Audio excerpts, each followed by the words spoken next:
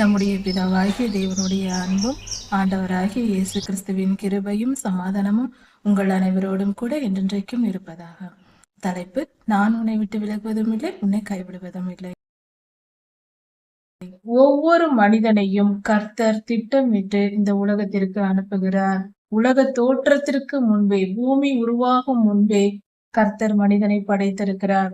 இந்த சூரியன், நிலா, இந்த அண்ட சராசரமும் உருவாவதற்கு முன்பே பூமி இருந்தது. அந்த பூமிக்கும் முன்பாகவே கர்த்தர் இந்த மனித குலத்தை குறித்து வைத்திருக்கிறார், இன்று நம்மை அனுப்பி இருக்கிறார். இந்த காலத்தில் நாம் பிறந்து வாழ வேண்டும் என்பது கர்த்தருடைய சித்தமாய் இருக்கிறது. எந்த வீட்டில், எந்த குடும்பத்தில், எந்த ஊரில் நாம் பிறக்க வேண்டும், எப்படி வாழ வேண்டும், எப்படி நம் வாழ்க்கை முடிய வேண்டும் என்பதெல்லாம் தேவ சித்தமாய் இருக்கிறது. அது கர்த்தருடைய திட்டமாய் இருக்கிறது. தயவு செய்து இதை உணர்ந்து கொள்ள வேண்டும். திட்டத்தின்படிதான் ஒவ்வொரு மனிதனும் பிறக்கிறான். மனித வாழ்க்கை மிகவும் உயர்வானது, அருமையானது. கர்த்தருடைய சாயலில் படைக்கப்பட்ட மனிதன், அவன் வாழ்க்கை இது மிக மிக சிறந்தது. பரலோகத்தில் இருக்கிற எல்லா தேவதூதர்களை காட்டிலும், அவர்கள் வாழ்வை காட்டிலும் நம்முடைய வாழ்வு மிகவும் சிறந்தது. நீதிமொழிகள் 23ஆம் அதிகாரம் 1ஆம் வசனம் முதல் 4ஆம் வசனம் வரை. மனித வாழ்க்கையில் ஒவ்வொரு காரியத்திலும் அன்றாட வாழ்க்கைக்கு தேவையான, அதாவது நம் வாழ்க்கையில் தவறு செய்து அதனால் பல துன்பங்களை அனுபவிக்காமல் இருக்க வேண்டும் என்ற எண்ணம் இருந்தால், வேத வசனங்களை தியானித்து ஒவ்வொரு நாளுக்குரிய ஞானத்தை பெற்றுக்கொண்டு அதன்படி நாம் வாழும்போது நமக்கு எந்தவித துன்பமும் வராமல் நம்மை காத்து கொள்ள முடியும். பொதுவாக ஒவ்வொரு சிறிய காரியங்களிலும் நமக்கு சில சந்தேகங்கள் எழும்பும். சின்ன சின்ன விஷயங்களா இருக்கும், ஆனால் அதை செய்யலாமா செய்யக்கூடாதா என்று தெரியாது. பொதுவாக இப்படிப்பட்ட சில முக்கியமான காரியங்கள் தவறாக இருக்கிறது, ஆனால் நாம் அதை தவறு என்றே தெரியாமல் இருக்கிறோம். அப்படிப்பட்ட எல்லாவித காரியங்களை குறித்தும், அதாவது சிறிய தீ ஒரு காட்டையே கொளுத்துவது போல மனித வாழ்க்கையில் நாம் செய்கிற சிறு சிறு தவறுகள் மிகப்பெரிய ஆபத்தான, மிகப்பெரிய துன்பத்தை நமக்கு கொண்டு வந்து விடுகிறது. இப்படிப்பட்ட தவறுகளை செய்யாதபடிக்கும், பெரும் துன்பத்திலிருந்து நம்மை காப்பாற்றும்படிக்கும் வேத வசனம் நமக்கு போதிக்கிறது, எது இப்படிப்பட்ட பாவங்களா இருக்கிறது என்று. அப்படிதான் இந்த காரியத்தை குறித்தும் சொல்லப்பட்டிருக்கிறது. 10 கட்டளைகளில் இச்சியாதிருப்பாயாக என்று ஒரே வார்த்தையில் நமக்கு கொடுக்கப்பட்டிருக்கிறது. அப்படி என்றால் பிறர் பொருளை இச்சிக்க கூடாது என்று தெரிந்து கொள்கிறோம்.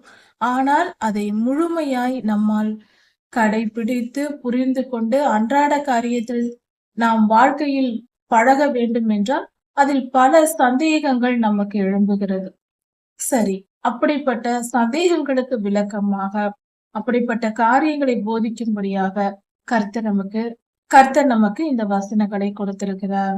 முக்கியமாக நாம் ஒரு அதிபதியின் வீட்டிற்கு செல்கிறோம், அங்கு போய் உணவருந்த போகிறோம், அவர்கள் வீட்டுக்கு சென்றிருக்கிறோம், அவர்கள் நமக்கு விருந்து கொடுக்கிறார்கள் என்றால் அந்த விருந்து சபையில், அதாவது மிக பெரிய மனிதர்களின் விருந்து சபையில் நாம் எப்படி நடந்து கொள்ள வேண்டும் என்று கர்த்தர் நமக்கு இங்கு போதித்திருக்கிறார். அப்படி செய்யும் பொழுது நமக்கு அது பலனுள்ளதா இருக்கும். இதில் முக்கியமான காரியம் என்னவென்றால், அதிபதி என்று கொடுக்கப்பட்டிருக்கிறது. அதிபதி என்றால் நம்முடைய முதலாளி அல்லது நமக்கு மேல் அதிகாரி. இப்படிப்பட்டவர்களுடைய வீட்டிற்கு நாம் செல்கிறோம்.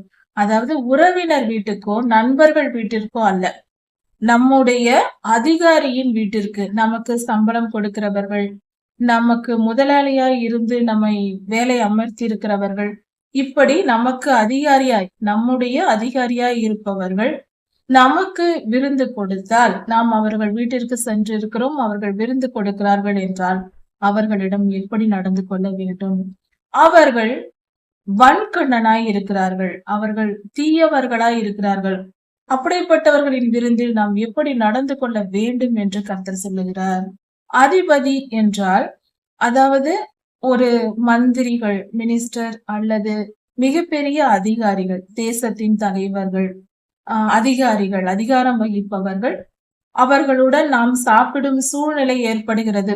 அவர் அருகில் உட்கார்ந்திருக்கிறார். நாம் அவரோடு கூட அமர்ந்து சாப்பிடக்கூடிய சூழ்நிலை ஏற்படுகிறது என்றால், அவர்களோடு கூட அமர்ந்து சாப்பிடும் சூழ்நிலை ஏற்படுகிறது என்றால், அப்பொழுது நாம் போஜன பிரியனாய் இருந்தால், ஒருவேளை ருசியான உணவை சாப்பிடும் ஆசை நமக்குள் இருந்தால், நாம் எப்பொழுதும் நல்ல உணவை சாப்பிட விரும்புகிறவர்களாய் இருந்தால், சாப்பாட்டு பிரியராய் இருந்தால், உன் தொண்டையில் கத்தியை வை என்று கர்த்தர் சொல்லுகிறார்.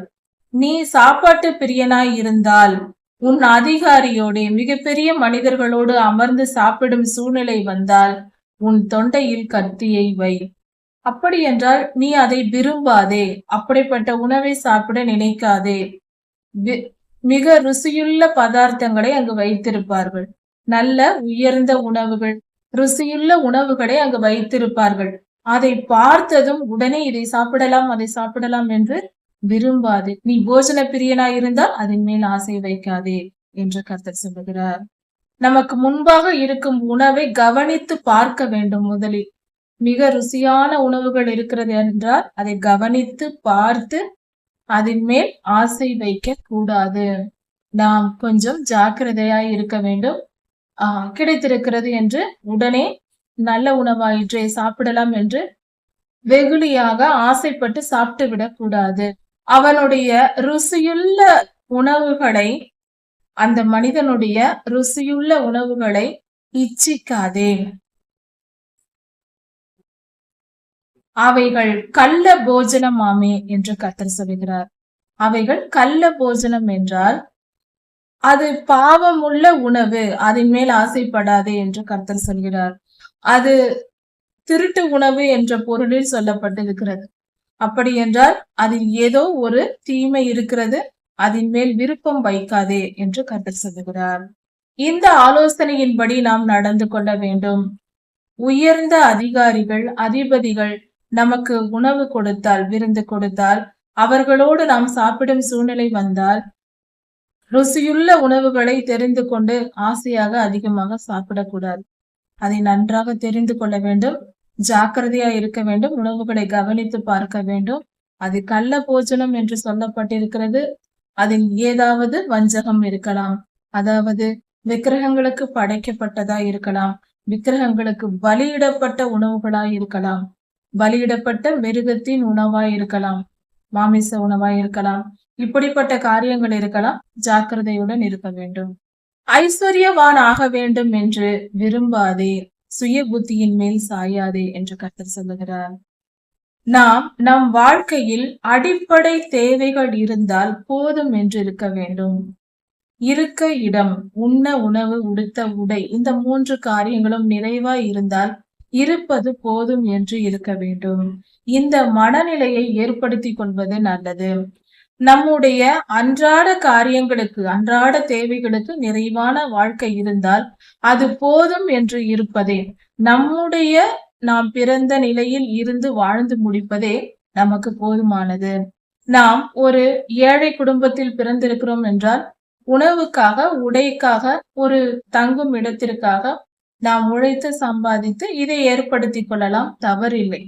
ஆனால் ஏழை குடும்பத்தில் பிறந்தாலும் நான் மிகப்பெரிய கோடீஸ்வரனாக வேண்டும் என்று நினைத்து மிகவும் பிரயாசப்படுவது, மிகவும் முயற்சி எடுப்பது, அதனால் பலன் இல்லை என்று கர்த்தர் சொல்லுகிறார். அப்படி நாம் அதிக முயற்சி, நம் வாழ்நாளை தியாகம் செய்து உண்ணாமல் உறங்காமல் மிகவும் போராடி பல பொய் ஏமாற்று வேலைகளை செய்து மிகப்பெரிய பணக்காரன் ஆனாலும், அப்படி செய்தாலும் நம் மனதில் நிம்மதி இருக்காது. நம் நிம்மதியை இழந்து போவோம். வாழ்க்கையில் ஒவ்வொரு நாளும் துன்பத்தை அனுபவித்து, வேதனைகளையும் வலிகளையும் அனுபவித்து, உண்ணாமல் உறங்காமல் போராடி காலம் முழுவதும் பிரயாசப்பட்டு ஒரு கோடீஸ்வரன் ஆனால் அதனால் பிரயோஜனம் என்ன? அதை என்ன செய்ய போகிறோம்? நாம் அனுபவிக்க முடியாது. வாழ்நாள் முழுவதும் துன்பத்தை தானே அனுபவித்திருக்கிறோம். அதனால் லாபம் என்ன? அடிப்படை தேவைகள் இருந்தால் அது போதும் என்று நம்முடைய சம்பாத்தியத்தை ஏற்படுத்தி கொண்டு அதோடு நாம் திருப்தியாக வாழ பழக வேண்டும். நிம்மதியான வாழ்க்கையை தெரிந்து கொள்ள வேண்டும். சுய புத்தியின் மேல் சாயாதே.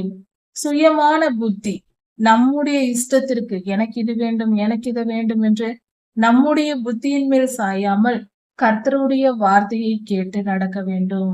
நாம் அதிகமாய் பிரயாசப்பட்டு பணம் சம்பாதிக்க நினைத்து ஐஸ்வர்யத்தை சம்பாதிக்க நினைத்தால், நாம் அதிகமாய் பிரயாசப்பட்டு அதிக கடினமாய் உழைத்து நாம் பாடுபட்டு அதிக ஐஸ்வர்யத்தை சம்பாதித்தாலும், அதிக பணத்தை சம்பாதித்து நாம் சேர்த்து வைத்தாலும், அந்த பணம் கழுகுகளைப் போல தன் சிறகுகளை உண்டு பண்ணி பறந்து போகுமாம்.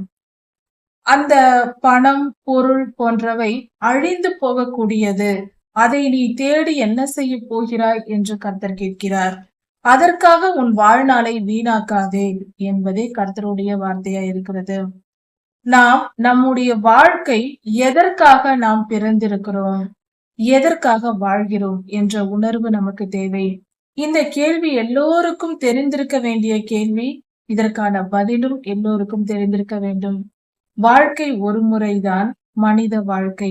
அதை எதற்காக நாம் பிறக்கிறோம், எதற்காக நாம் வாழ்கிறோம், ஏன் மறிக்கிறோம், இந்த கேள்விகளுக்கான பதில் எல்லா மனிதனும் தெரிந்திருக்க வேண்டிய வார்த்தையா இருக்கிறது. ஞானிகள் மட்டுமல்ல, ஒவ்வொரு மனிதனும். ஏனென்றால் ஒவ்வொரு மனிதனும் தன் வாழ்க்கையை பற்றி தான் தெரிந்திருக்க வேண்டிய அவசியம் இருக்கிறது. அவர்கள் வாழ்க்கையை அவர்கள் காப்பாற்றிக் கொள்ள அது உதவும். எதற்காக பிறந்திருக்கிறோம், ஏன் வாழ்கிறோம், ஏன் மறிக்கிறோம், இதை தெரிந்து கொள்வோம். மனித வாழ்க்கை என்பது, ஒரு கூரை வீட்டில் பிறந்த ஒரு மனிதன் தான் மிகப்பெரிய பணக்காரனாக வேண்டும் என்று தன் வாழ்நாள் முழுவதும் அதிகமாய் சிறு வயதிலிருந்தே கடினமாய் படிப்பது, அதன் பின்பு ஒரு வேலைக்கு செல்வது, தொழில் செய்வது, அதோடு போராடி அதிக பணம் சம்பாதித்து செல்வந்தனாவது, இதுதான் வாழ்க்கை என்று சமுதாயத்தில் ஒரு நினைவு இருக்கிறது. பலருடைய வாழ்க்கையும் அப்படியாக இருக்கிறது. ஆனால் வாழ்க்கை என்பது அதற்கல்ல. இப்படி சாதித்த உயர்ந்த நிலைக்கு வந்த மிகப்பெரிய கோடீஸ்வரர்கள், உலக பணக்காரர்களில் பெரியவர்கள் எல்லாரும் தங்கள் வாழ்க்கையின் முடிவு காலத்தில் அவர்கள் தங்கள் சாதனையை பெரியதாக நினைத்ததில்லை. அவர்கள் வாழ்க்கையில் சலிப்பையே அடைந்திருக்கிறார்கள். அவர்கள் திருப்தியாய் நிம்மதியாய் இருந்தார்கள். உண்மையிலேயே அவர்கள் சாதித்தார்களா என்பதை அவர்கள் மனமே சொல்லும். நிச்சயமாக இல்லை. எவ்வளவு பணம் சம்பாதித்திருந்தாலும் ஏழ்மையிலிருந்து விடுதலையாகி பணக்காரன் ஆகலாமே தவிர நல் வாழ்க்கையை பெற்றுக்கொள்ள முடியாது. நம்முடைய வாழ்க்கை என்னத்திற்கு என்று தெரியாமலே அதற்கான வாழ்க்கையை நாம் வாழ்ந்து கொண்டிருக்கிறோம். மனிதன் வாழ்கிறான், ஆனால் அவனுக்கு தெரியாது ஏன் வாழ்கிறோம் என்று. பொருள் புரிந்து செய்வதே சிறந்தது. முதலில் அதை தெரிந்து கொள்வோம். மனித வாழ்க்கை என்பது கர்த்தர் ஒரு திட்டத்தின்படி ஒவ்வொரு மனிதனையும் இந்த உலகத்தில் பிறக்க வைக்கிறார். இந்த விளக்கங்கள் முழுவதும் வேதாகமத்தின் வசனத்தின் அடிப்படையில் சொல்லப்படுகிறது. அதாவது ஒவ்வொரு மனிதனையும் கர்த்தர் திட்டமிட்டு இந்த உலகத்திற்கு அனுப்புகிறார். எரேமியா 1ஆம் அதிகாரத்தில் உலக தோற்றத்திற்கு முன்னே உன்னை குறித்து வைத்திருக்கிறேன் என்று தீர்க்கதரிசியை கர்த்தர் சொல்லி இருக்கிறார். அப்படி என்றால் ஒவ்வொரு மனிதனும் உலக தோற்றத்திற்கு முன்பே, பூமி உருவாகும் முன்பே கர்த்தர் மனிதனை படைத்திருக்கிறார். இந்த சூரியன், நிலா, இந்த அண்ட சராசரமும் உருவாவதற்கு முன்பே பூமி இருந்தது. அந்த பூமிக்கும் முன்பாகவே கர்த்தர் இந்த மனித குலத்தை குறித்து வைத்திருக்கிறார். இன்று நம்மை அனுப்பி இருக்கிறார். இந்த காலத்தில் நாம் பிறந்து வாழ வேண்டும் என்பது கர்த்தருடைய சித்தமாய் இருக்கிறது. எந்த வீட்டில், எந்த குடும்பத்தில், எந்த ஊரில் நாம் பிறக்க வேண்டும், இப்படி வாழ வேண்டும், எப்படி நம் வாழ்க்கை முடிய வேண்டும் என்பதெல்லாம் தேவ சித்தமாய் இருக்கிறது. அது கர்த்தருடைய திட்டமாய் இருக்கிறது. தயவு செய்து இதை உணர்ந்து கொள்ள வேண்டும். திட்டத்தின்படிதான் ஒவ்வொரு மனிதனும் பிறக்கிறான். மனித வாழ்க்கை மிகவும் உயர்வானது, அருமையானது. கர்த்தருடைய சாயலில் படைக்கப்பட்ட மனிதன், அவன் வாழ்க்கை இது மிக மிக சிறந்தது. பரலோகத்தில் இருக்கிற எல்லா தேவதூதர்களை காட்டிலும், அவர்கள் வாழ்வை காட்டிலும் நம்முடைய வாழ்வு மிகவும் சிறந்தது. கர்த்தருக்கு பிள்ளைகள் என்ற அந்தஸ்தை பெற்றிருக்கிறோம். நாம் பரலோகத்தில் பெற போகிறோம். நாம் அப்படி இருக்கும் பொழுது நாம் நம் வாழ்க்கையின் அருமையை உணர்ந்து கொள்ள வேண்டும். வாழ்க்கையின் அருமை தெரியாததினால்தான் பலர் சின்ன சின்ன துன்பங்கள் வந்தாலும், சிறு பிள்ளைகள் மதிப்பெண் குறைந்து விட்டது படிக்கும் போது 15 வயதில் படித்தேன். 15 வயதில் படித்து பரீட்சை எழுதி மார்க் குறைந்து விட்டது என்று தற்கொலை செய்து கொண்டு இறக்கிற சமுதாயமா இருக்கிறது. எவ்வளவு முட்டாள்தனமான வாழ்க்கை இது. மனித வாழ்க்கை மிக மிக உயர்ந்தது, அது மேன்மையானது. படிப்பு, பணம், அந்தஸ்து இதெல்லாம் இந்த உலகத்தில் வாழும் வரைதான். அதற்கும் மேலான மிகப்பெரிய காரியங்கள் எவ்வளவோ இருக்கிறது. அதை புரிந்து கொள்வோம்.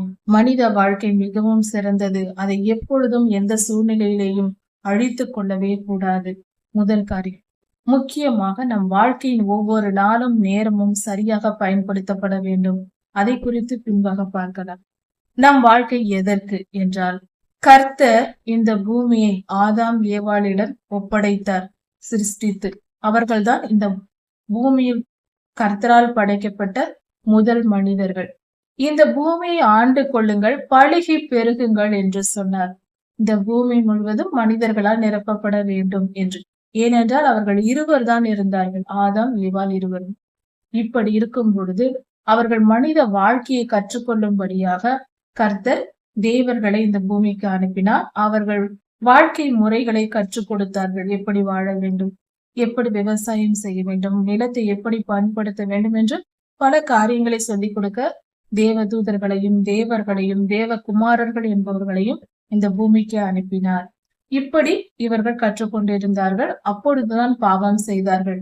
தேவர்களைப் போல நாங்களும் மாற வேண்டும் என்று ஏவாளம்மா விரும்பிதான் அந்த பழத்தை சாப்பிட்டார்கள்.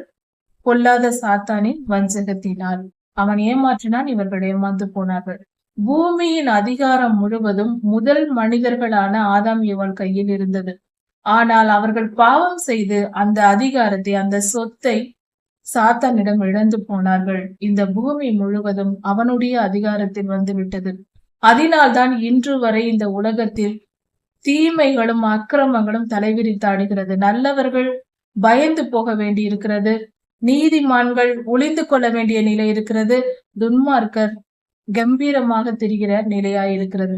இதற்கு காரணம் இதுதான், அன்று அவர்கள் செய்த பாவம்தான். சரி, இப்பொழுது இந்த பூமியின் மேல் சாத்தானின் அதிகாரம் வந்துவிட்டது.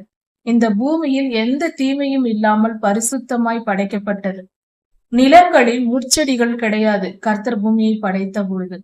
அது பாவத்திற்கு பின்பு சாபத்தினால் இந்த பூமியில் முட்செடிகள் முளைக்க தொடங்கியது. மனிதனின் மனதில் தீய எண்ணங்கள் கிடையாது, அதன் பின்பே வந்தது. இப்படி எல்லா ஜீவன்களும், இரத்தம் சிந்துதல் கிடையாது, எல்லா ஜீவன்களும், மிருகங்கள், பறவைகள் எல்லாமே தானியங்களையும் தாவர வகைகளையுமே சாப்பிட்டது. தாவரங்களின் விளைச்சலையே சாப்பிட்டது. ஒன்றை ஒன்று பட்சித்து கொன்று சாப்பிடும் பழக்கம் அப்பொழுது இல்லை. இப்படிதான் பரிசுத்தமான பூமியா இருந்தது. ஆதாம் ஏவாள் பாவம் செய்த பின்பு பொல்லாத ஆவிகள் இந்த பூமியில ஆளுகை செய்ய தொடங்கிய போது இந்த பூமியின் மண் கெட்டு போய் முட்செடிகள் முளைக்க தொடங்கியது. மிருகங்கள், பறவைகள் எல்லாம் பல பல மிருகங்கள், பல பூச்சிகள், ஏன் செடிகளும் கூட பட்சிக்கு ரத்தம் சிந்துதலை, ரத்தத்தை சாப்பிட மிருகத்தையும் மாம்ச உண்ணிகளாக மாறியது. மாம்சம் சாப்பிடுகிறவர்களாக மனிதர்கள் நோவாயாவின் காலத்திற்கு பின்பு மாம்சம் சாப்பிட தொடங்கினார்கள். இப்படியாக எல்லாம் மாறி போனது. இப்படி இருக்க அந்த பாவத்தை நீக்கி போடும்படியாக, எப்படி பாவம் செய்ததினால் தீமை, சாபம் இந்த உலகத்திற்கு வந்ததோ ஒரு மனிதர்கள் மூலமாய் வந்தது. அதனால் கர்த்தர் மனிதர்களுக்கே அந்த வேலையை கொடுத்திருக்கிறார். எப்படி பாவத்தை நீங்கள் இந்த பூமியில் வரவழைத்தீர்களோ, சாத்தானை இந்த பூமிக்குள் விட்டது யார்? மனிதன். அப்படியானால் நீயே அவனை விரட்ட வேண்டும், அதுதான் உன்னுடைய வேலை என்று ஆதாம் ஏவாளின் இரத்தத்தில் பிறந்த சந்ததியான மனிதர்களை, கர்த்தருடைய பிள்ளைகளை, கர்த்தருடைய ஊழியர்களை, பரிசுத்தவான்களை கர்த்தர் உருவாக்கி நம் மூலமாக கர்த்தர் இந்த காரியங்களை நடப்பிக்கிறார். சாத்தானை எதிர்த்து அவனை விரட்டும் வேலையை நமக்கு கொடுத்திருக்கிறார். சரி, அது எப்படி முடியும்? அது எப்படி, எங்கே இருக்கிறான் அவன், அவனை போய் நாம் விரட்டுவது என்று நினைக்க கூடாது.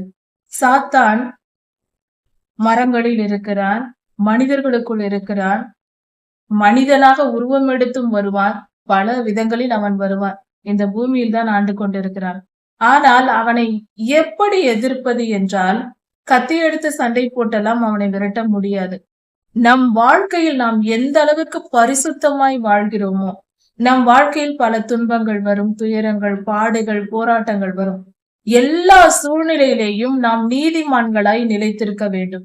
நாம் நீதியை செய்து, உண்மையை பேசி, பரிசுத்தமாய் வாழ வேண்டும் வேத வசனத்தின்படி.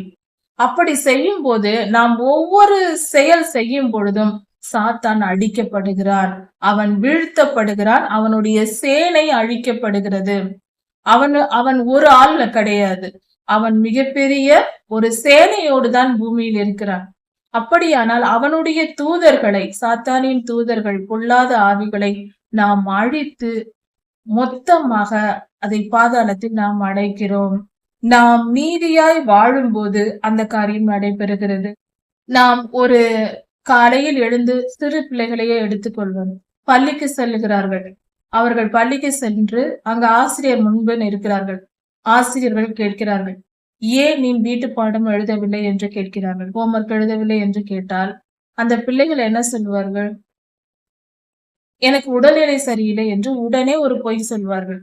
இவர்கள் டிவி பார்த்து கொண்டு விளையாடி கொண்டு எழுதாமல் போயிருப்பார்கள். ஆனால் சொல்வது, நான் உடல்நிலை சரியில்லாமல் இருந்தேன், அதனால் எழுதவில்லை என்று சொல்வார்கள். ஏனென்றால் அடி வாங்காமல் தப்பித்துக் கொள்ளலாம் என்ற எண்ணத்தில்.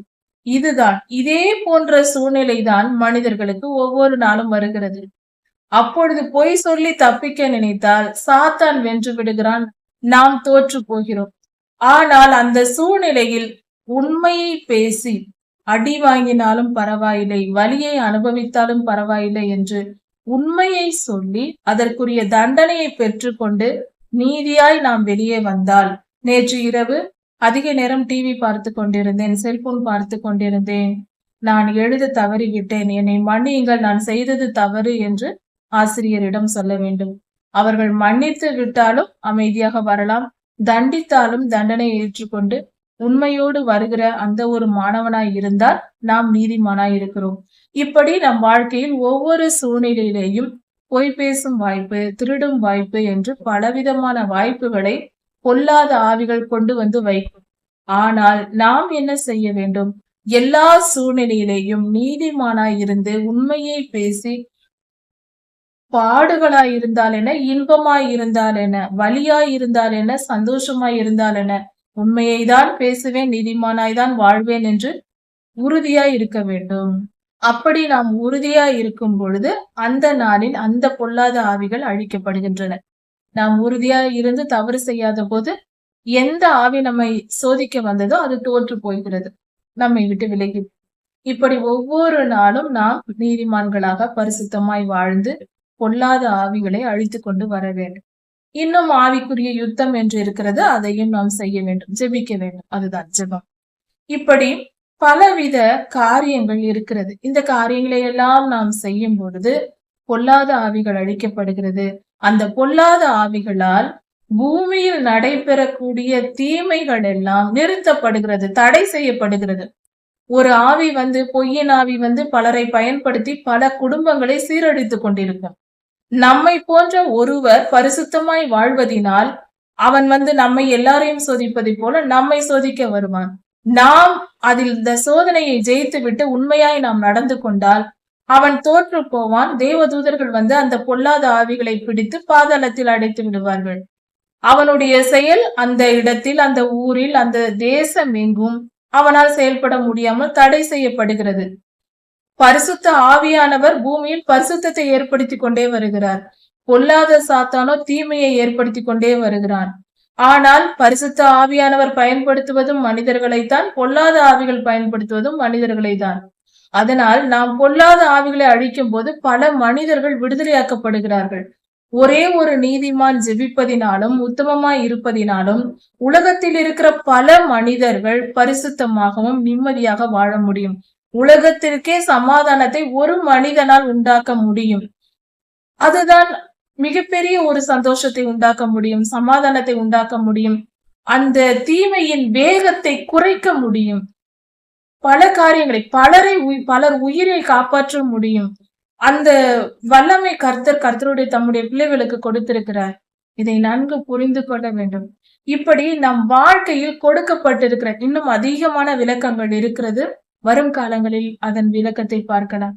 இப்படி பலவிதமான இந்த பூமியில் செய்யப்பட வேண்டிய வேலைகளை செய்வதற்காக தான் இந்த பூமியில் மனிதனை அனுப்புகிறார். நாம் இதையெல்லாம் செய்வதை விட்டுவிட்டு, இன்று நான் 500 ரூபாய் சம்பாதித்தேன், நாளை 1000, அடுத்த நாள் 10,000, அடுத்த நாள் 50,000 என்று நாம் பணத்தை கணக்கு போட்டு அதை சேமிப்பது, எப்படி அதை பெரிதாக்குவது, எப்படி பத்திரப்படுத்துவது, எங்கு நிலம் வாங்கலாம், எங்கு நகை வாங்கலாம், எந்த அளவுக்கு பணத்தை சேமித்து வைக்கலாம், எந்த ஷேரில் போடலாம் என்று நம் சிந்தனையை எல்லாம் பணத்திற்கு ஒப்பு கொடுத்து பணம் சம்பாதிக்க நம் வாழ்க்கையை விற்று போட்டால், பணத்திற்கு அடிமையாக நாம் விற்று போட்டால் நாம் வந்த நோக்கம் எப்படி நிறைவேறும்?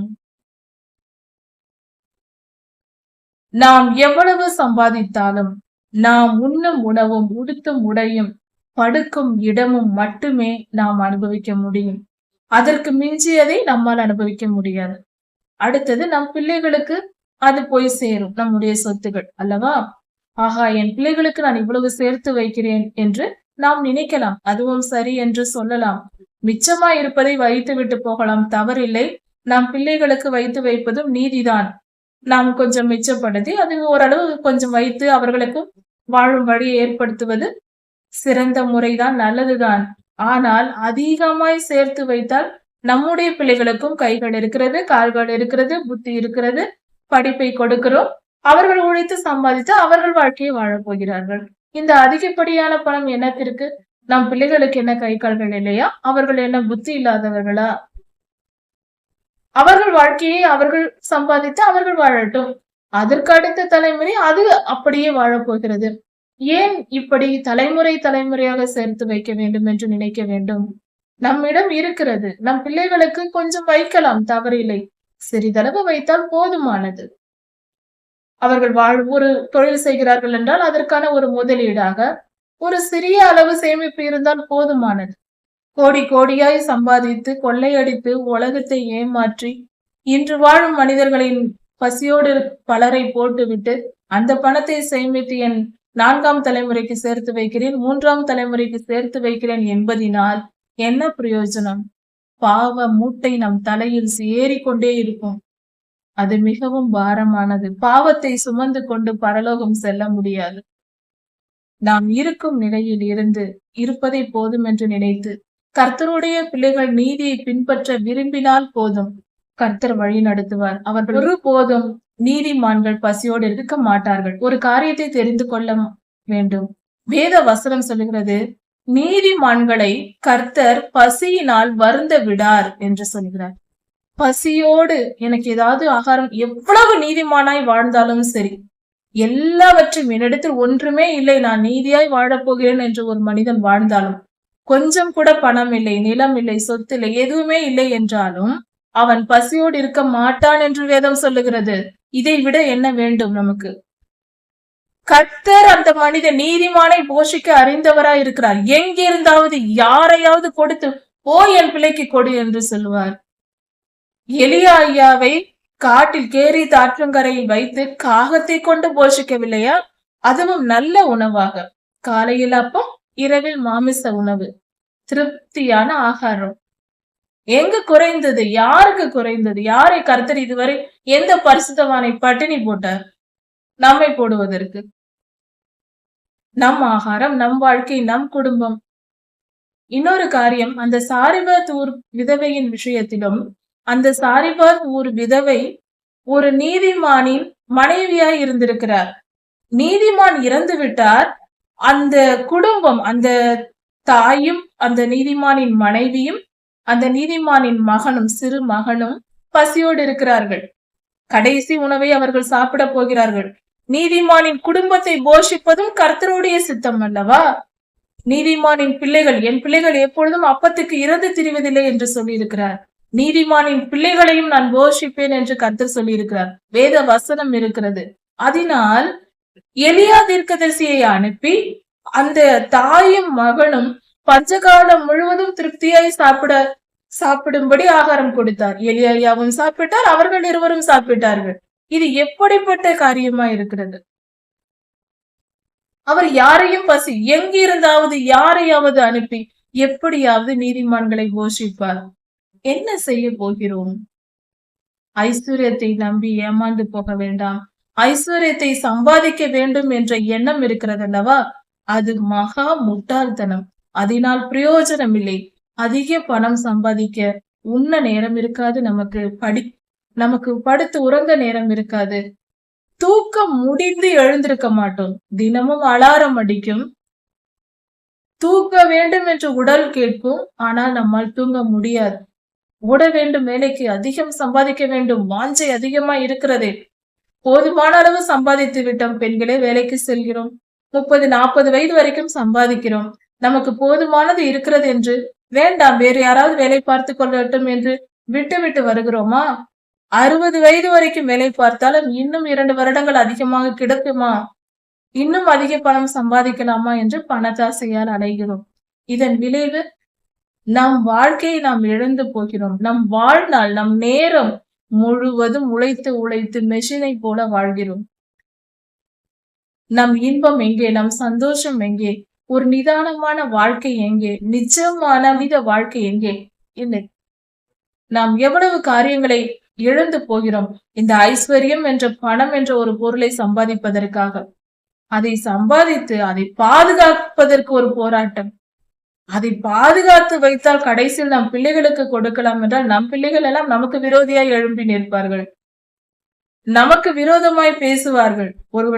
ஒருவனுக்கு சத்துருக்கள் அவன் வீட்டாரே என்று வேதம் சொல்லி இருக்கிறது. அந்த பிள்ளைகளே நமக்கு சத்ருவாய் மாறி நம்மை பேசும்போது, நம் மனதை நோகடிக்கும் போது, வாழ்க்கை எவ்வளவு முட்டாள்தனமாக நாம் செலுத்தி கொண்டிருக்கிறோம், வாழ்ந்து கொண்டிருக்கிறோம் என்பது புரியும். தயவு செய்து உணர்வடைவோம். வேதகத்தை படிப்போம், ஞானத்தை பெற்றுக்கொள்வோம். வாழ்க்கை ஒரே ஒரு முறைதான். அது எதற்கு, என்னத்திற்கு, நாம் என்ன செய்ய வேண்டும், என்ன செய்யக்கூடாது என்பதை தெரிந்து கொண்டு தெளிவான வாழ்க்கை வாழ்வோம். கர்த்தர் நம்மோடு இருந்து நம்மை வழிநடத்த விரும்புகிறார். அவர் ஒரு திட்டமிட்டு முக்கியமான வேலையை வைத்துதான் இங்க நமக்கு அனுப்பி இருக்கிறார். நம்முடைய வேலை என்ன? நாம் செய்ய வேண்டிய கடமை என்ன? நாம் எதற்காக இந்த சூழ்நிலையில், இந்த சமுதாயத்தில் பிறந்திருக்கிறோம் என்பதை கர்த்தரிடம் ஜெபித்து கேட்டு பெற்றுக்கொண்டு அதை நிறைவேற்றி முடித்து முழுமையாக, பரிபூரணமாக, சம்பூரணமாக செய்து முடித்து வெற்றி பெற்றவர்களாக கர்த்தருடைய ராஜ்யத்தில் போய் சேர வேண்டும். மேன்மையான மகிமையான கிரீடத்தை பரலோகத்தில் நாம் பெற வேண்டும். அதை தெரிந்து கொள்வோம். வாழ்க்கை பிறப்பதற்கும் ஒரு காரணம் உண்டு, வாழ்வதற்கும் காரணம் உண்டு, நம் வாழ்நாள் கொடுக்கப்பட்டிருக்கிறதும் காரணம் உண்டு, நம்முடைய முடிவுக்கும் காரணம் உண்டு. கர்த்தரை கேட்டு தெரிந்து கொள்வோம். நம் தகப்பன் அவர் நமக்கு சொல்லுவார். கேட்டு தெரிந்து கொண்டு வாழ்க்கையை வாழ்வோம். உங்கள் வாழ்நாள் பிரயோஜனம் உள்ளதா இருக்கட்டும். நீதிமொழிகள் 23ஆம் அதிகாரம் 5ஆம் வசனம் முதல் 16ஆம் வசனம் வரை. பணம் சம்பாதிப்பது, ஐஸ்வர்யத்தை சம்பாதிக்க நினைப்பது, பெரிய பணக்காரராக வேண்டும் என்ற எண்ணத்தில் நாம் ஆசையாய் சம்பாதிக்க நினைப்பது, அதிக பணக்காரர்களாக வேண்டும். நம் தேவைக்கு சம்பாதித்து, அதாவது அன்றாட காரியங்களை, அன்றாட வாழ்க்கைக்கு நமக்கு தேவையான அடிப்படை வசதிகளுக்காக உழைத்து சம்பாதித்து நாம் சேர்த்து வைப்பது, அதை வைத்து வாழ்வது மிக சிறந்தது. அப்படிதான் இருக்க வேண்டும். உழைத்து சம்பாதிப்பது சிறந்த காரியம், அது நன்மையானது. அப்படி நம் வாழ்க்கை வாழ்வதே சிறந்தது. ஆனால் நம்முடைய நிலையை தாண்டி அதிக பணக்காரனாக வேண்டும், அதிக செல்வம் எனக்கு வேண்டும் என்று விரும்பி போராடினால் என்ன நடக்கும், அதனால் என்ன பலன் என்று வேதம் தெளிவாக நமக்கு சொல்லிக் கொடுக்கிறது. கர்த்தருடைய வார்த்தை என்ன சொல்லுகிறது என்றால், இல்லாமல் போகும் பொருளின் மேல் உன் கண்களை வைப்பது ஏன், அதனால் என்ன பிரயோஜனம் என்று வேதம் சொல்லுகிறது. அதாவது இல்லாமல் போகும் பொருள். நாம் இந்த உலகத்தில் இருக்கிற எல்லா பொருள்களையும் கவனித்து பார்த்தால் அவைகள் இல்லாமல் போகும், அழிவுக்குரிய பொருள்களே. எல்லாம் ஒரு காலத்தில் அழிந்து போகும். அதற்காக உன் கண்களை, உன் மனதை ஏன் அதில் வைக்கிறாய்? அழிந்து போகும் பொருளை ஏன் தேடிக்கொண்டிருக்கிறாய்? அந்த செல்வம் பணம் சம்பாதிக்க நினைப்பது, அந்த பணம் சம்பாதித்தால் அது என்ன ஆகுமா? அந்த செல்வமானது கழுகை போல எழும்பி தன் சிறகுகளை விரித்து பறந்து போய்விடுமாம். அந்த செல்வம் என்ற வார்த்தை தமிழில் உண்டு. அந்த வார்த்தையின் பொருள் என்னவென்றால் செல்வோம் செல்வோம் என்று சென்று விடுமாம். அதனால்தான் அதற்கு பெயரே செல்வம் என்று வைத்தார்கள் என்று சொல்வார்கள். செல்வம் வரும், ஆனால் அது என்ன செய்யும்? ஒரு இடத்தில் நிலைத்திருக்காது, போய்விடும் என்று சொல்வார்கள். காரணம் என்னவென்றால் செல்வம் தானாக போவதில்லை. ஒரு மனிதன் உண்மையாய் உழைத்து நேர்மையாய் நீதிமானாய் வாழ்ந்தால் அவனுக்கு செல்வம் வரும். அந்த செல்வத்தை அனுபவிக்கும் போது மனிதன் தாழ்மையோடு இருக்க வேண்டும். ஆனால் அப்படி இருப்பதில்லை. அதிகமான மனிதர்கள் என்ன செய்வார்கள்? ஒரு தகப்பன் கடினமாய் உழைத்து சம்பாதித்து பணம் சேர்த்து கொஞ்சந்தனாய் வருவார்.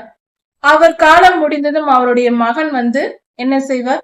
மிகவும் பெருமை, எனக்கு இவ்வளவு பணம் இருக்கிறது என்று பெருமையோடு தெரிவார். பெருமை வந்தால் அது பாவம். கர்த்தர் அவனை அடிப்பார். இருக்கிற செல்வம் எல்லாம் போய்விடும். அதுக்கு அடுத்த தலைமுறை மிகவும் கடினப்பட்டு உழைத்து சம்பாதித்து செல்வந்தனாவான்.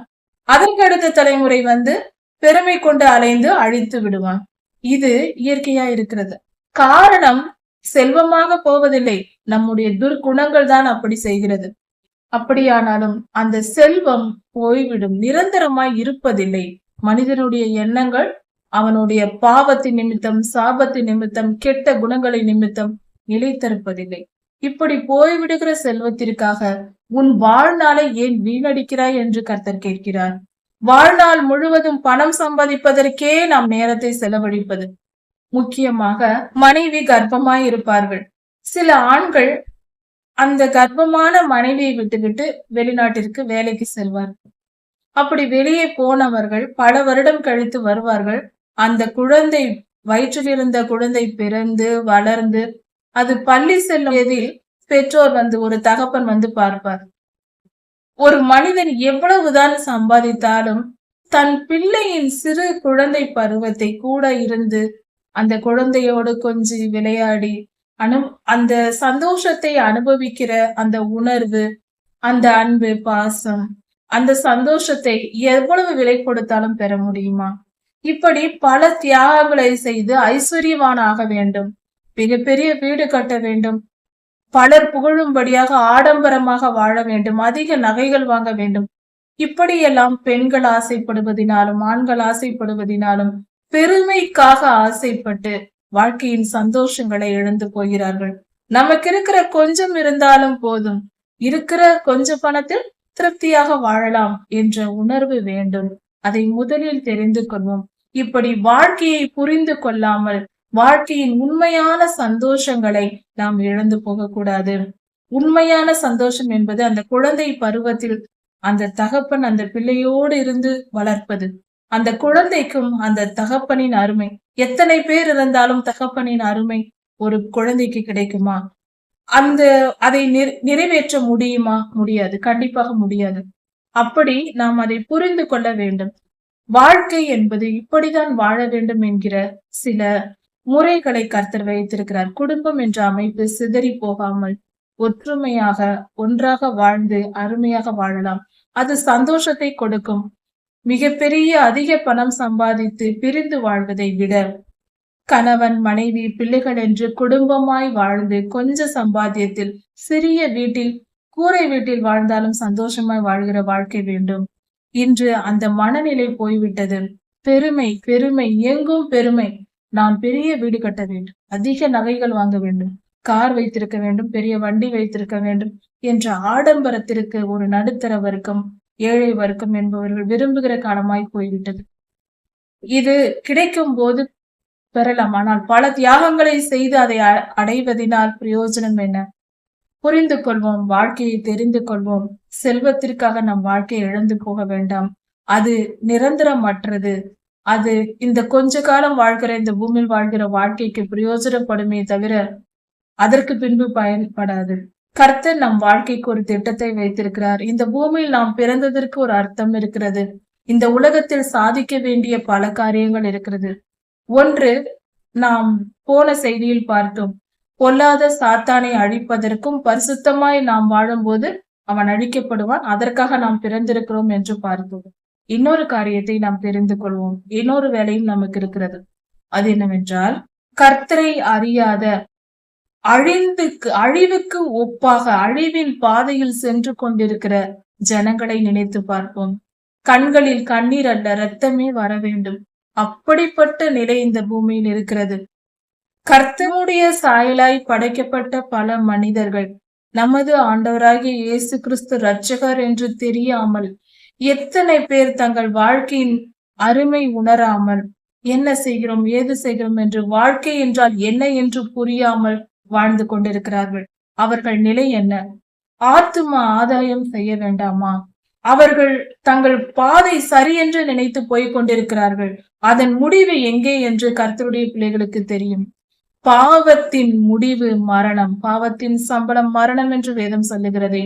அப்படி இருக்க இச்சையானது பாவத்தை பிறப்பிக்கும், பாவம் பூரணம் அடையும் போது மரணத்தை பிறப்பிக்கும் என்று சொல்லப்பட்டிருக்கிறது. உலகத்தின் ஜனங்கள் எங்கே போய் கொண்டிருக்கிறார்கள்? இச்சை இருக்கிறது, பெருமை இருக்கிறது, சுயநலம் இருக்கிறது. இதுவே வாழ்க்கையாயிருக்கிறது. இதன் விளைவு பாவம், பாவம், பாவம். பாவம் பெருகிக் கொண்டே போகிறது. மனிதனின் இருதயத்தில் அன்பு இல்லை, சுயநலமும் பெருமையும் தான் இருக்கிறது. இதன் விளைவு எத்தனை மரணங்கள், எத்தனை கொள்ளை நோய்கள், இயற்கை சீற்றங்கள், எப்படிப்பட்ட மரணங்கள் நிகழ்கிறது சொல்லவும் முடியாத அளவுக்கு கெட்ட கெட்ட காரியங்களினால் ரத்தம் சிந்துதல் இந்த பூமியில் கொட்டி கொண்டிருக்கிறதே. யோசித்து பார்ப்போம், ஏன் இப்படி நடக்கிறது? இதையெல்லாம் பார்த்து கொண்டு நம் வாழ்க்கையை நாம் வாழ்ந்து போவதற்கு நாம் வரவில்லை. கர்த்தர் அதை நம்மிடத்தில் எதிர்பார்க்கவில்லை. உன்னை நேசிப்பதை போல பிறனை நேசி என்று ஆண்டவர் சொல்லியிருக்கிறாரே. இந்த கட்டளையின் பொருள் என்ன? இந்த கற்பனையின் பொருள் என்ன? நாம் பிறரை நேசிக்க வேண்டும். நம்மை நேசிப்பதை போல என்றால் என்ன அர்த்தம்? கனிவாக போய் பேசுவது அல்ல. கண்டிப்பாக அதன் பெயர் அன்பல்ல. அன்பு என்றால் நாம் பரலோகத்திற்கு போக வேண்டும். நான் கர்த்தருடைய பிள்ளை, நான் கர்த்தரிடத்தில் போய் சேர வேண்டும் என்று எல்லோரும் நினைக்கிறோம். அதே எண்ணம் மற்றவர்களும் நாம் போகும்போது நம்முடன் இருக்கும் நம் நண்பர்கள், நம் உறவினர்கள், நம் கண்களால் பார்க்கிற எல்லா மனிதர்களும் அவர்களும் பரலோகத்தை அடைய வேண்டுமே என்கிற எண்ணம் நமக்குள் இருந்தால்தான் அதற்கு பெயர் அன்பு. ஐயோ, நாம் இந்த நரகத்திற்கு தப்பித்து பரலோகத்திற்கு போய்விட போகிறோம், நான் தப்பித்தால் போதும் என்று நினைத்தால் அவன் பெயர் சுயநலவாதி. பரலோகத்தில் அப்படிப்பட்டவர்களுக்கு இடமே கிடையாது. கிறிஸ்தவர்களாயிருந்து நாம் பிறரை நேசிக்க கற்றுக்கொண்டு, ஐயோ நான் நரகத்திற்கு தப்பி விடுவேன், நான் கர்த்தருடைய பிள்ளையா இருக்கிறேன், அப்படி இருக்க மற்றவர்கள் போய் விழுந்து விடுவார்களே, ஐயோ அவர்களை காப்பாற்ற வேண்டுமே என்று நினைத்து அவர்களுக்கு போய் நாம் ஊழியம் செய்ய வேண்டும், அவர்களிடத்தில் அன்பு காட்ட வேண்டும், அவர்கள் முன்பாக நாம் சாட்சியுள்ள வாழ்க்கை வாழ வேண்டும். அப்படி செய்தால் நாம் நம்மில் அன்பு கூறுகிறோம், பிறரையும் நேசிக்கிறோம் என்று பொருள். நமக்கும் பரலோகத்தில் இடம் உண்டு. நாம் ஊழியம் செய்கிற அந்த ஜனங்களும் ரட்சிக்கப்பட்டு பரலோகத்திற்கு வருவார்கள். அதுவே நமக்கு கொடுக்கப்பட்டிருக்கிற இன்னொரு வேலையா இருக்கிறது, ஆத்தும ஆதாயம். இதையெல்லாம் செய்வதை விட்டுவிட்டு மற்ற மனிதர் உயிர்கள் கொள்ளையிடப்பட போகிறது, எரிகிற அக்னி கடலுக்கு போகிறது என்ற உணர்வு இல்லாமல், அவர்களை பற்றி கவலைப்படாமல், அந்த உயிரை பற்றி கவலைப்படாமல், அவர்கள் எப்படி போனால் எனக்கு என்ன என்று கடின இருதயத்தோடு, நான் எவ்வளவு பணம் சம்பாதித்து என்னுடைய அக்கௌண்டில் போட்டு வைத்திருக்கிறேன், என்னிடத்தில் எவ்வளவு நகைகள் இருக்கிறது, என்னிடத்தில் எவ்வளவு பட்டுப்புடவைகள் இருக்கிறது, என்னிடத்தில் எவ்வளவு பெரிய வீடு இருக்கிறது, எத்தனை கார்களை நான் வாங்கி அடுக்கி வைத்திருக்கிறேன், இதையெல்லாம் கணக்கு பார்த்து கொண்டிருக்கவா கர்த்தர் நம்மை படைத்து இந்த பூமிக்கு அனுப்பி இருக்கிறார்? இவைகள் எல்லாமே அழிந்து போகுமே. நிலநடுக்கம் வந்து கொஞ்சம் விரிந்தால் போதும், எல்லாம் சேர்ந்து நம்மும் சேர்ந்து போய்விடுவோம். கொரோனா நோய் வந்தது, எத்தனை பெரிய கோடீஸ்வரனா இருந்தாலும் தப்பிக்க முடியாமல் மரித்து போனார்களே. அவர்கள் சம்பாதித்த சொத்துக்கள் எங்கே போயிருந்தது? என்ன பண்ணி கொண்டிருந்தது அவைகள் எல்லாம்? அவைகள் காப்பாற்றியதா அந்த உயிரை? அவர் சம்பாதித்தவர்களே காப்பாற்ற முடியாது அந்த செல்வம். அப்படி இருக்க அதனால் என்ன பிரயோஜனம் உண்டு? அதற்காக நம் வாழ்நாளை ஏன் இழக்க வேண்டும்?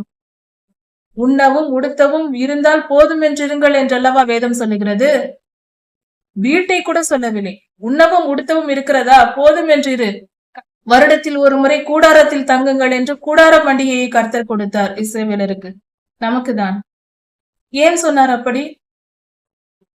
உன் வாழ்க்கை இந்த பூமியில் நிரந்தரம் அல்ல என்பதை உணர்ந்து கொள். உன் வீடுகள் கூட உனக்கு தேவையில்லை, கூடாரத்தில் தங்கு என்றார். 40 வருடம் கூடாரத்தில் தான் ஆந்திர பயணத்தில் அவர்களை வழிநடத்தி வாழ வைத்து கொண்டு வந்தார். நிரந்தரமற்றது உன் வாழ்க்கை என்பதை உணர்ந்து கொள் என்றேன். அப்படிப்பட்ட தெய்வம் அவர். நாம் என்ன செய்ய வேண்டும் என்பதை உணர்ந்து கொண்டால் நலமாயிருக்கும். விழிப்புணர்வு அடைவோம். நம்மை நாமே ஏமாற்றிக் கொள்ள வேண்டாம். பிறரை ஏமாற்றுவது பாவம், ஆனால் நம்மை நாமே ஏமாற்றிக் கொள்வது மகா பரிதாபம். புரிந்து கொள்வோம். நம்மை நாமே ஏமாற்றிக் கொள்ள வேண்டாம். ஐஸ்வர்யத்தை சம்பாதிப்பதை வாழ்க்கை என்று இருக்க வேண்டாம். களத்தில் இறங்குவோம். பொல்லாத ஆவிகளை எதிர்த்து பரிசுத்தமாய் வாழ்ந்து, நாம் இருக்கும் இடத்தில், நாம் வேலை செய்யும் இடங்களில் பரிசுத்தமாய் நீதியை பின்பற்றி நீதிமானாய் வாழ்ந்து பொல்லாத சாத்தானை அழிப்போம். பிறர்க்கு ஊழியம் செய்வோம். நம்மை போன்ற மற்ற மனிதர்கள் நரகத்திற்கு செல்லாதபடி தடை செய்து அவர்களையும் பரிசுத்த பாதையில் வழி நடத்தி அவர்களுக்கு உதவி செய்து அவர்கள் ரட்சிக்கப்பட நம்ம வழியா இருக்க வேண்டும். கர்த்தர் ரட்சிப்பார். பரிசுத்த ஆவியானவர் செயல்படுவார். நாம் ஊழியம் செய்தால் தானே நாம் செய்ய வேண்டும். இப்படி பொறுப்புள்ளவர்களாய் இருப்போம். மரியாதைக்குரிய டிஜிஎஸ் தினகரன் ஐயா அவர்கள் வேலை பார்த்து கொண்டு தினந்தோறும் அவர் ஊழியம் ஆரம்பித்த காலங்களில் தினந்தோறும் தெரு பிரசங்கம் செய்வாராம். பல இடங்களுக்கு சென்று செய்வார். ஆத்தும பாரம் அவருடைய இருதயத்தில் இருந்தது. அதுதான் நீதிமானின் வாழ்க்கை. நீதிமான் என்றால் இப்படி இருக்க வேண்டும். இது யாரோ ஊரில் ஒருவர் அல்ல, எல்லா கிறிஸ்தவர்களும் இருக்க வேண்டிய வாழ்க்கை முறை. அவர்கள் முன்னோர்கள் நமக்கு வழிகாட்டி சென்று இருக்கிறார்கள். அவர்களை பின்பற்ற வேண்டும். தினகரன் ஐயா இப்படி செய்தார் என்றால் கேட்டுக்கொண்டு நாம் தூங்கி கொண்டிருக்க கூடாது. அவர் செய்தார், நம் ஐயா செய்தார், நாமும் செய்ய வேண்டும் என்று இறங்க வேண்டுமே. உணர்வடைவோம். ஐஸ்வர்யத்தின் பின்னால் போகாமல், நம்மை பற்றியே நினைத்து கொண்டிருக்காமல், சுயநலம் வேண்டாம், வீண் பெருமை வேண்டாம். சாதாரண எளிமையான வாழ்க்கை போதும். அதற்கு தேவையான பணம் இருந்தால் போதும். அதை மட்டும் சம்பாதித்துக் கொண்டு நம் வாழ்க்கை கர்த்தருக்காக நம் நேரத்தை செலவழிப்போம். புரிந்து கொள்வோம். நம் தேவைகளுக்கு மட்டும் சம்பாதித்தால் போதுமானது. மிச்சம் பண்ண வேண்டாம். மூட்டை கட்டி வைக்க வேண்டாம். கர்த்தருக்கு நம் நேரத்தை செலவழிப்போம். அவனுடைய ருசியுள்ள பதார்த்தங்களை இச்சியாதே. வன்கண்ணன் என்றால் வஞ்சனையுள்ள இருதயம் உடையவர்கள். வஞ்சனையான கண்கள் என்றால், வஞ்சனை என்று சொல்லும் போதே வெளியில் நல்லவர்கள் போல நடிப்பார்கள், உள்ளே மகா தீயவர்களா இருப்பார்கள். அதாவது நம்மை அழிக்க வேண்டும் என்கிற கோபம் உள்ளுக்குள் இருக்கும், ஆனால் வெளியே நண்பர்களை போல பேசுவார்கள். இப்படிப்பட்டவர்களை வன்கண்ணன். இப்படிப்பட்ட வன்மையான, அதாவது வஞ்சனையான கண்களை உடையவர்கள். அவர்கள் இருதயத்தில் கெட்ட எண்ணம் உள்ளவர்கள்.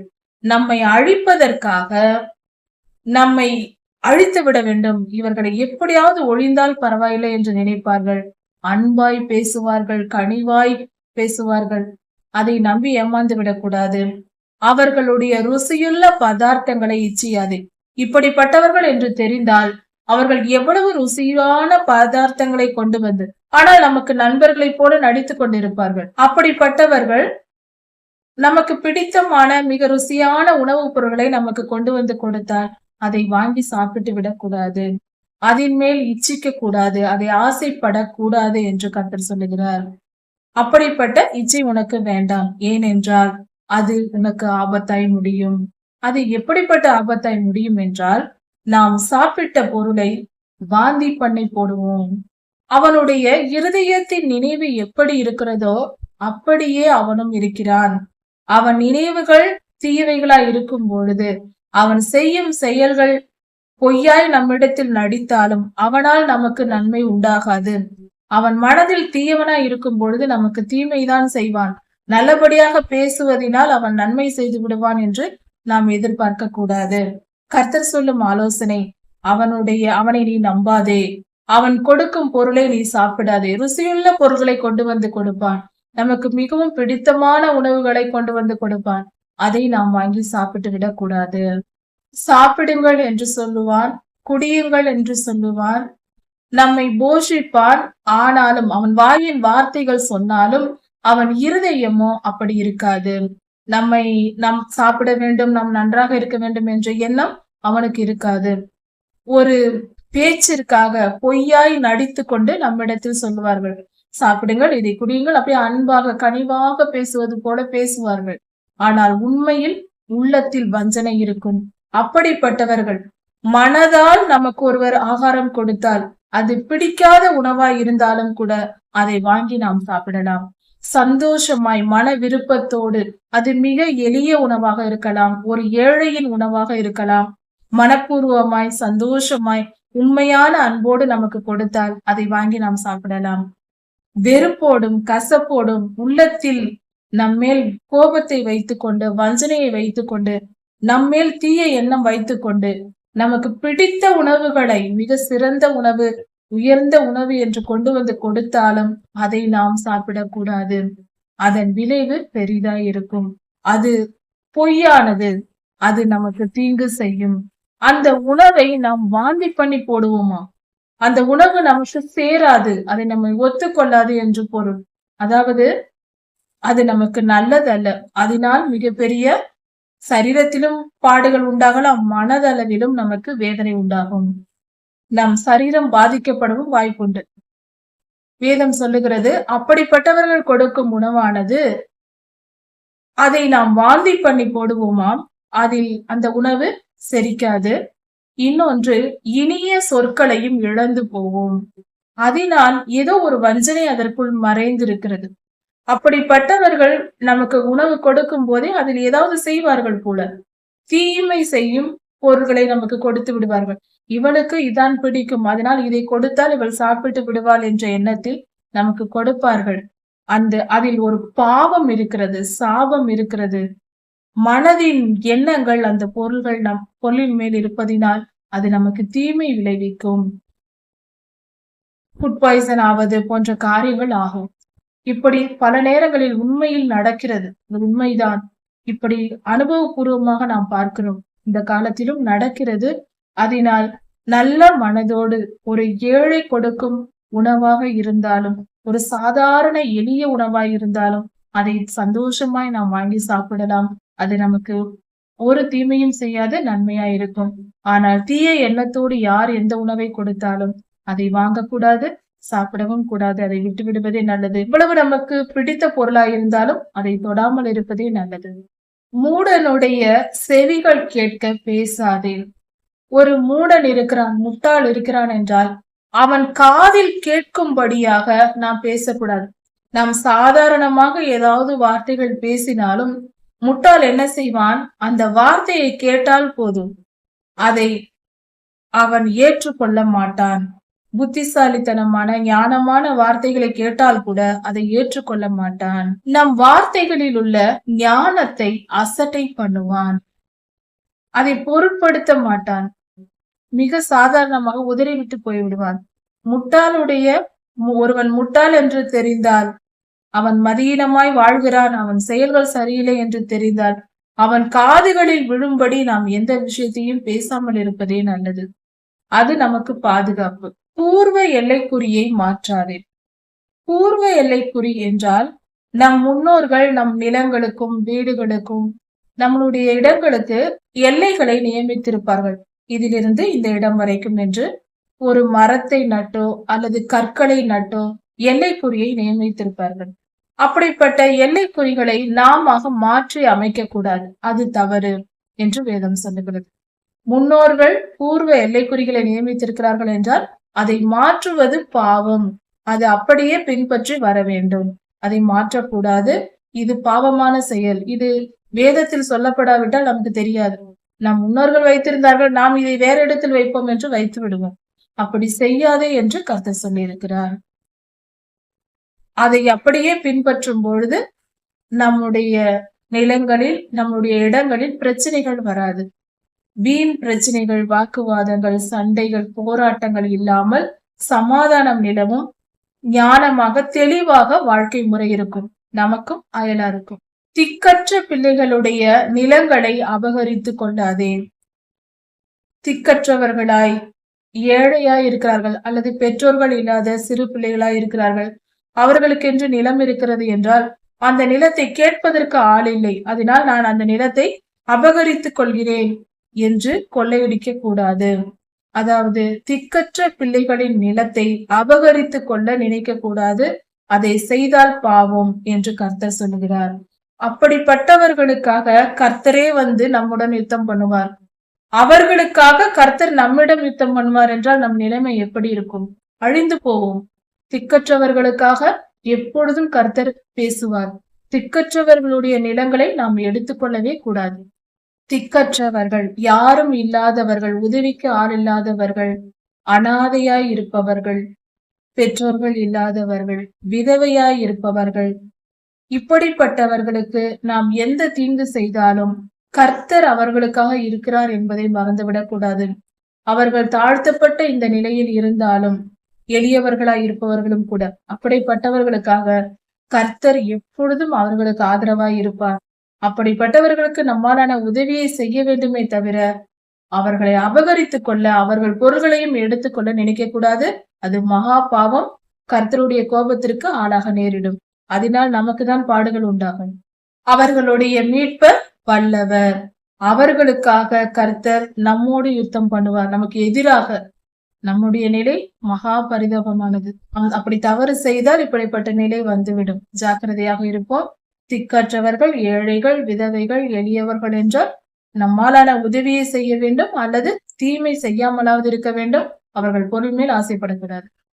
உன் இருதயத்தை புத்தி மதிக்கும், உன் செவிகளை அறிவின் வார்த்தைக்கும் சாய்ப்பாயாக. அப்படி என்றால் நம்மளுடைய மனம் புத்திமதிகளை கேட்க விரும்ப வேண்டும். பெரியவர்கள் புத்திமதி சொன்னால், ஊழியர்கள், பரிசுத்தவான்கள், கர்த்தருடைய பிள்ளைகள், கர்த்தருடைய தீர்க்கதரிசிகள் சொல்லும் வார்த்தைகளை கேட்க விரும்ப வேண்டும். ஆசையாக கேட்க வேண்டும். எப்பொழுதும் ஆசையாக எதிர்பார்த்திருக்க வேண்டும். பெரியோர்கள் புத்திமதி சொல்வார்கள், எதை சொல்லுகிறார்கள், நம்ம என்ன செய்தி கேட்கலாம் என்ற ஆர்வமோடு இருக்க வேண்டும். அது சிறந்தது. அதே போல நம்முடைய காதுகளை அறிவின் செய்திகளை கேட்க, அறிவோடு இருந்தால், நாம் அறிவாளிகளாய் இருந்தால் நம் காதுகளை எப்பொழுதும் திறந்து வைத்திருக்க வேண்டும்.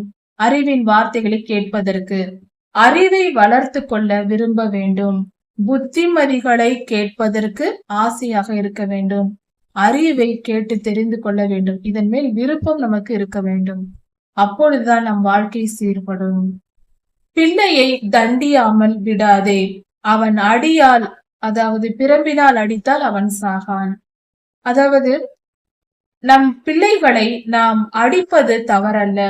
நாம் அடித்து திருத்தி நல்ல பிள்ளைகளாக வளர்க்க வேண்டியது நம்முடைய பொறுப்பு.